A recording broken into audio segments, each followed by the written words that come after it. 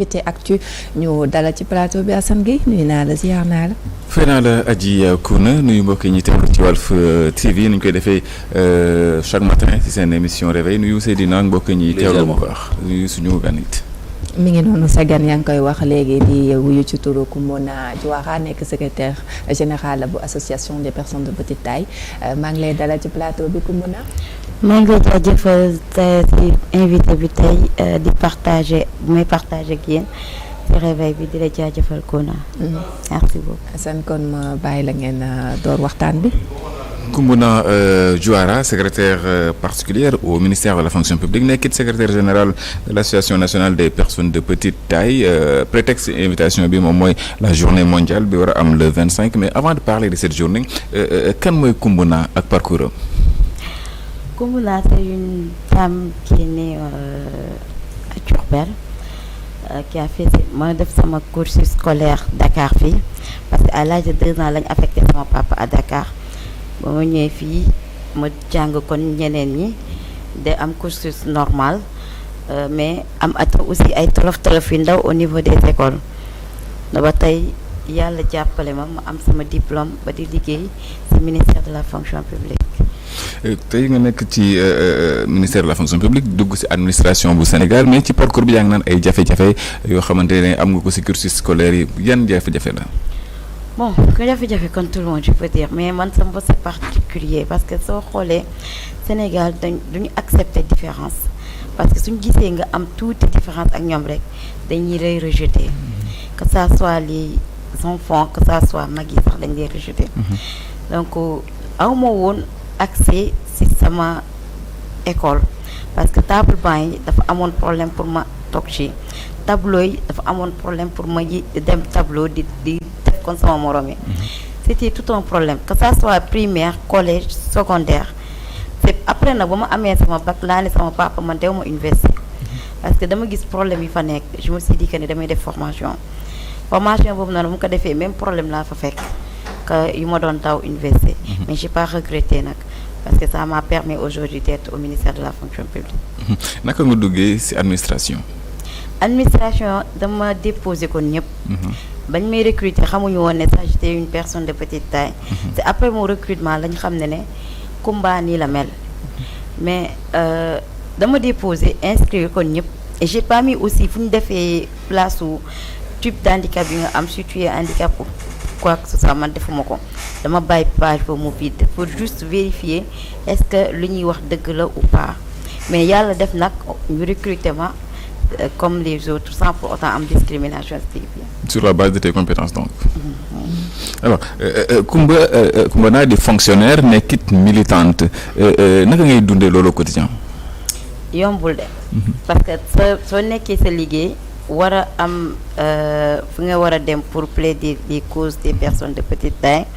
da ngay obligé demander permission tout le temps pour dem. léegi cumul boobu noonu man je peux dire qu'au début ça a été difficile mais après au fur et à mesure may dem je me suis sentie à l'aise parce que aussi tamit yàlla daf ma may ay patrons yu compréhensif parce que tey soo gisee ma am fit jël nu su sa nekk secrétaire ñu tàgg ma comme secrétaire c'est juste à cause de mes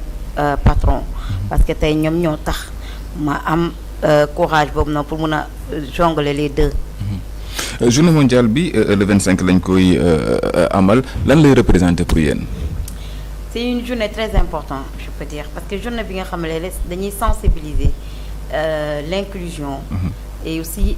l'inclusion des personnes de petite taille dans la société parce que soo xoolee petite taille dañ am ay problèmes pour accès à l'emploi à l'éducation sport lépp li nga xam ne ñeneen dañ koy def ñu dañ ci am difficulté. c'est aussi une journée bi nga xam ne de créer des opportunités de formation d'autonomisation et de développement personnel parce que ñun dina am jour boobu ay panel yu ñuy def pour expliquer population bi c'est quoi le nanisme parce que nanisme ba léegi malgré notre ne 2 journées yi nga xam ne def nañ ko à part 2022 2023 tey mooy suñu 3e année 2025 bi mooy suñu 3e année mais jusqu'à présent cette année association andi na ay jéego si nu sa accessibilité bi parce que ba léegi xale yi ñu ngi jàng ñu ngi leen di bàyyi ñu génn ñu ngi def ay formation ñu ngi nekk à l'université am nañ ay artistes donc diverses comités bi nga xam ne ne moom lañ composé association bi donc ci journée bi daf ñuy permettre ñu plaidoyer wax suñu ak suñu yelleef parce que auparavant dañoo jëloon petite taille def leen ci handicap moteur alors que bokkuñu besoin spécifique parce que ñun mun nañ demal suñu bopp mais handicap moteur yi dañuy am problème pour déplacement donc ñun on s'est dit que ne on va essayer ñu départager loolu pour wan ak askan bi am na beneen type d'handicap bu bokkul yeneen handicap yi parce que dañ leen mettre en rade mais tey association bi tax na petite taille génn nañu on est au nombre d'une centaine de personnes parce que au début dafa metti woon pour génne petite taille parce que dañu ragaloon dañoo seen parents yi tamit amuñu woon courage ak fit pour génne seen doom yi ngir tooñ bu ñu leen di tooñ ci société bi kon donc ñu on est venu pour prouver aux parents à la population que petite taille mën nañ ni lépp lu waaye mën a def mën nañ ko parce que soo jëlee man sama exemple jël boss Jamila on est partout Jamila présentatrice man je suis secrétaire dans l'administration on a des étudiants à l'université on a des élèves yi nga xam ne macha allah gàcce gàllam ay jàmbaar lañ seen école. Aujourd'hui boo doon def le point de la situation des personnes de petite taille au Sénégal par rapport ak bi ngeen tàmbalee votre combat léegi yan avancée moom moo si jot a am. si am na ci jéego yu rëy parce que au début je peux dire qu'on était une vingtaine de personnes. Vingtaine de personnes moo composé woon journée mais man ak Jamila en 2022 on s'est rencontrés parce que moom bu mu jógee Kinshasa dafa ñëw man ma contacté on a créé une association et on a essayé de détecter les personnes de petite taille à travers les régions mais yombul woon nag parce que parents yi suñu leen woowee parfois duñ ñu gëm parce que gisuñu téléphone la ñu déggee dañuy yaakaar dañuy utiliser petite taille pour arriver à notre fin mais après la journée lañ gis ne ñii c'est des gens très engagés yi nga xam ne dañoo ñëw pour changer vision population envers les personnes en situation de nanisme donc ba tey ñu ngi nombre de 100 ci association te ba léegi na am na ñeneen ñi ñëw. Sur le plan institutionnel est-ce que am na volonté bu ngeen gis par rapport ak ñi nga xam ne ñoom ñooy jiite ngir indi ay changements pour accompagner l'association mais aussi les personnes en général. Pour dire vrai on a écrit les ministères. Que ça soit ministère de la santé ministère de la famille ministère de la culture léegi on attend juste leur réponse par rapport à la journée. yan politique wala yan initiative ngeen di xaar ci nguur yi. nguur gi dañu jàppale par rapport à ci côté emploi bi parce que c'est très difficile pour les personnes de petite taille de trouver un emploi dans la société et aussi dans le domaine de l'éducation man kon ni ma ko waxee au début problème accessibilité lañu am soo xoolee tey école yi petite taille seen table ni ñu former table banc yi pour yéeg si c'est tout un problème pour escalier yi aussi c'est tout un problème parce que certes que petite taille bëri nañu mais dañoo bëri type de petite taille parce que nanisme dafa bëri différence donc tey man lan lay ñaan ministère de l'éducation si construire école yi nañ bàyyi xel les personnes de petite taille que ça soit les tableaux les tables bancs et les accessoires ñu bàyyi leen ñu xel bu baax parce que ñu ngi def ay jéego nag mais suñ sañoon nag ñu gën a góorgóorlu ci côté boobu noonu. tudd nga éducation mais le secteur disons le milieu de l'emploi aussi bokk na jafe-jafe y a le secteur privé secteur public yaa ngi ci jamono ji le secteur privé est-ce que yéen ñu ngi leen bàyyi xel. waaw secteur privé pour dire vrai ñu ngi bàyyi xel parce que on a des gens comme Aïssatou Tine secteur privé la nekk. moom mi ngi ci cadre boobu noonu donc. mais dañ bëgg nañ ñu gën ñoo bàyyi xel parce que gis nga soo gisee tey as personne petite taille suñu déposé fenn dañ leen di xeeb ak ils pensent que ne mënuñu def liggéey bi comme les autres personnes soo demee entretien sax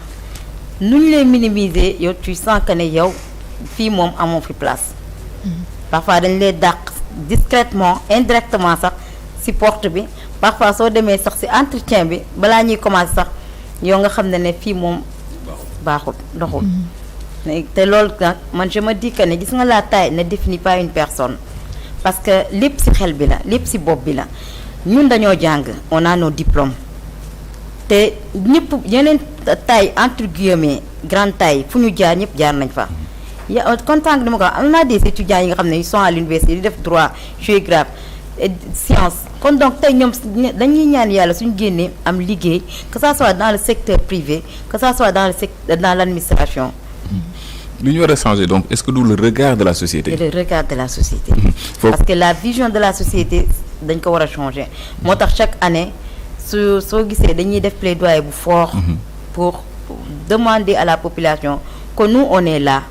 tey suñu bëggee construire une économique bi nga xam ne dëgër na comme les pays européens le Sénégal a besoin de tout le monde que ça soit les personnes en situation de handicap que ça soit les personnes entre guillemets taille normale parce que tey amul vie misérable parce que ñëpp dañoo soxla respect ak considération loolu suñ ko defee rek man je pense que une société bi dina avancer te dinañ am économique bu dëgër parce que la différence c'est la richesse d'une société. Koumbuna Diouara ngay secrétaire particulière au ministère de la fonction publique donc un exemple de réussite yan conseil ngay joxe à tes jeunes frères et sœurs. bu ñu bàyyi. te bu ñu xàddi bu ñu découragé. parce que tey man su ma découragé woon mun naa ne du ma egg fii. metti woon na demoon naa benn moment suñ ma waxee ne yow am na fa benn xarit ndeysaan dafa naan wax ne est-ce que yow doo arrêté nga dugg ci commerce man ko xalaatuma ko. man je vais montrer à la population que ñun am nañ droit liggéey. kon damay dem jusqu'au bout. loolu lay demander sama naataangoo yi bu ñu abandonné bu leen dara jaral ñu bàyyi seen jàng nii bàyyi abandonné lu ñu bëgg a def. parce que tey suñu naree respecté ne si yoon boobu lañ mën a aw pour ñu respecté ñu. ngeen nekk ci un combat depuis quelques années naka nga gisee avenir u combat boobu. avenir boobu noonu yaakaar naa ne moom lu ñu bëgg dinañ ko am. te dama ci am conviction bu dëgër sax. parce que ñun on est très engagé. on est très engagé dara mënuñoo tardel te duñu déglu parfois di nga dégg na ay wax ginnaaw nag parfois ci commentaire yi di nga dégg ay wax mais loolu je me dis que daf ñuy gën a forger daf ñuy gën a permettre ñu atteindre suñu objectif lu ñu bëgg parce que ce que lu ñuy def nii du pour ñun de c'est pour la génération à venir ñun suñu wàllu wéy na ba pare parce que man am naa li ma am ñeneen ñi même chose mais dañuy xàllal yoon bi les autres personnes petite taille yi ñëw à l'avenir pour que suñ ñëwee bu ñu am benn difficulté kon ñu dund. sur le au-delà de côté professionnel bi ay yàlla dafa leen bon mën nañ ko wax ne am na beneen vie aussi boo xam ne dafa am solo parce que am na vie professionnelle mais aussi am na lu ñu naan vie sentimentale. parce que képp koo xam ne ni ab góor nga ngay doon jigéen ba nga aussi wax de yàlla fondé famille su côté boobu la est-ce que da ngeen ciy dund ay difficultés. ah bien sûr. ah bon comme nan. ciy dund difficulté pour dire vrai parce que je peux dire que notre société dafa kon ni ma ko waxee au début dafa jàpp ne différence c'est quelque chose bi nga xam ne duñ ko accepter ñoom acceptation bi mooy seen problème. parce que tey ku góor ki mën na bëgg mais famille bi day bañ. parce que pour lan. yow amoo kenn ko ma andil ku dul kii man moo kii boobu noonu man c'est ça qui me choque comme si que la femme lay xeeb quoi waaw genre xeebaate lay doon comme si que kii du jigéen comme ñeneen ñi mais ñun actuellement on a tendance à changer ñu ngi jéem a kii parce que pour dire vrai man exemple man je peux dire que ne alhamdulillah j'ai pas cette difficulté là c'est que ne je ne suis pas encore mariée mais j'ai pas encore rencontré ces problèmes là mais gis naa ay nit ci biir association bi yi nga xam ne dañuy rencontrer même problème bi et aussi sama nu sa suñu benn dëkkandoo elle est de petite taille son mari du ko génnee da koy garder dans la maison. Ah bon? Donc elle ne sort pas elle est tout le temps à la maison moom lan la fay def toog yàq kese donc comme si que day ragal préjugé de la société envers eux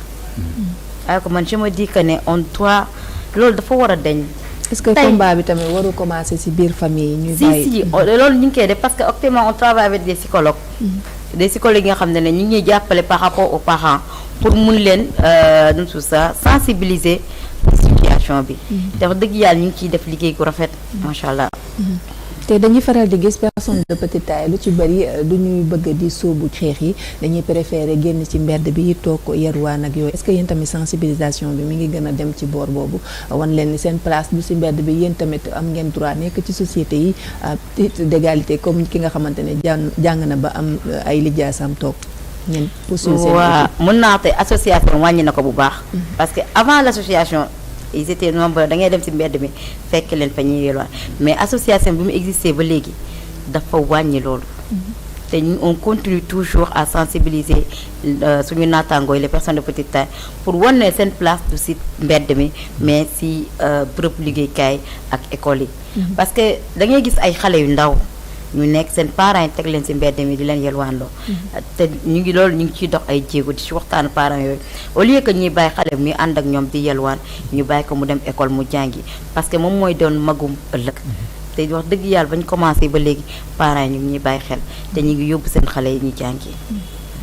commandant journée bi le 25 lay am maanaam samedi lan mooy message wu journée boobu nga xamante ne édition ren bi ngir tëj.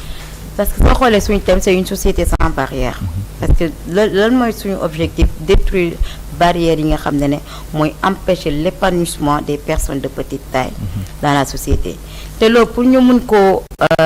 pour mun a am facilité bi il faut que c'est ñu appliquer la loi d'orientation bi parce que la loi bi suñ ko appliquer tey mun naa wax problème yi ñu am nii tey duñ ko am parce que loi boobu noonu dafa ne en compte lépp donc message bi mooy lu ñuy jàll mooy qu'on demande au gouvernement ñu jàppale ñu pour l'application de la loi d'orientation parce que société bi barrière bu nekk suñu diggante ñun ak société bi il faut que mu deñ Koumbouna ñu ngi lay jaajëfal. maa ngi leen jaajëfal. Koumbouna Diouara di secrétaire particulière au ministère de la fonction publique nekkit secrétaire général de l'association nationale des personnes de petite taille du Sénégal nekkoon suñu gan ci invité actu Adji wéyalal. maa ngi lay jaajëfal bu baax Assane Gueye di ko remercier moom tamit ci courage bi mu am ma ne porter combat bu la noonu la ñuy yegg si seen pàcc bu mujj bi seen chronique du jour.